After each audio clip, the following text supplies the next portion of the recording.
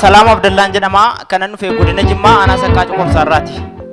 Maalam manni ammas maalam manni utuu torbee taate wal argane maalam manni silas maalam manni utuu torbee taate wal argane maalam manni mutaana deema maalam manni maal guutaa sandabo maalam manni arga koona beeyta maalam manni maal guutaa maqaa koo maalam manni yaani keessa angube na bobesa ya ijoollee gibe gama keessa ya hiriyaa jimaaf gommaa keessa ya rabbi koyo mooliin nu geesso alen alen alen alen alen he alen alen alen alen alen alen alen alen alen alen he alen alen alen alen alen alan alan walagan anjanan alan alan padabun anse alan alan walamnan anjanan alan alan kadadu anse alan alan kabon ati agadi zandode ahebel angama silas magarsada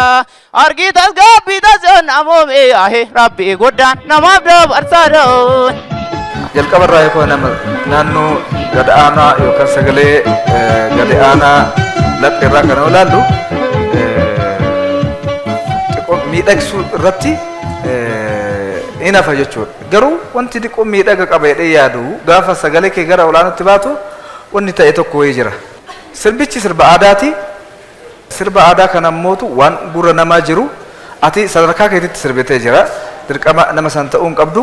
Isaa sagalee gadaanuu irratti innis gatii qaba gaafa boqattus keessattuu mootu irraa kan namatti ulfaatu isa olaanoo san miidhagsuutu namatti ulfaata malee kada kana kun baay'ee miidhagsuun namatti ulfaata jechuudha. Wantoota akkasii irratti cimtee hojjechuu qabda.